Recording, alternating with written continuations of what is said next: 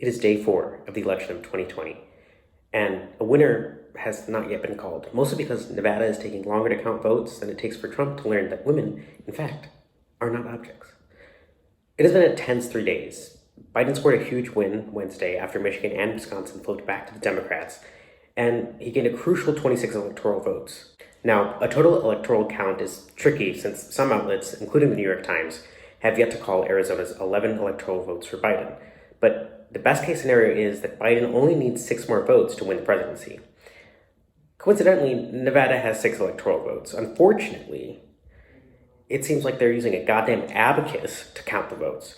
Nevada, I get you want attention for more than just Vegas, but count the fucking votes. It's taking longer for you to count like 7 votes than it would take to count every grain of sand in the Mojave fucking desert.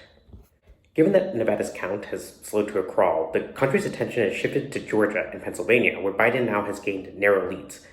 And I mean narrow. Biden's lead in Georgia at the time of me filming this is just 4,000 votes, which is 0.08% of the vote count. That ridiculously small margin led Georgia's Secretary of State to call recount in the state inevitable. Regardless, Georgia, which was once a deeply red state, is turning blue faster than Donald Trump's balls after Melania got full access to his bank account. And although Biden's margin in Pennsylvania is also small, the ballots remaining are all mail-ins, which are expected to favor Biden. And Republicans are aware that it's only a matter of time before Biden gets Pennsylvania's 20 electoral votes, and they're doing everything in their power to stop counting. Trump has joined a case before the Supreme Court that is trying to get several batches of legal votes thrown out, despite the fact that they're postmarked by Election Day. A part of Trump's campaign team has forced its way into a ballot counting location despite the fact that the count is live streamed. That's not even mentioning the fact that Trump supporters are carrying giant guns outside of ballot counting locations. I guess they figure that since it's too late for voter intimidation, it's time for counting intimidation. Although the only people that are intimidated by counting are the fucking kindergartners counting votes in Nevada. Here's the thing though, Trump can do whatever he wants. But it seems that, knock on wood, Biden has won. Even though the Associated Press, which always calls elections, has not given Pennsylvania to Biden yet, some outlets have. Now, we're going to watch Trump dig in his heels and throw a bitch fit and try to claim that the election is rigged. And good. I can't wait to watch him throw a big fat fucking tantrum, sit his fat ass on the goddamn Oval Office floor and get dragged out by President Joe Biden himself.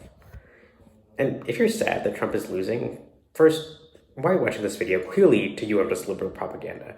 Second, I've said this before and I'll say it again. Trump is indefensible.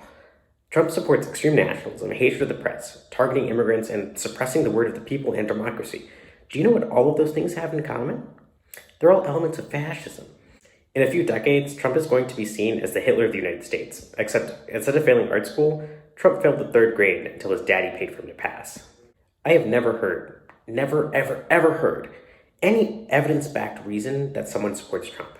He's brainwashed so many people into believing that his word is the truth, and any evidence to the contrary is fake news.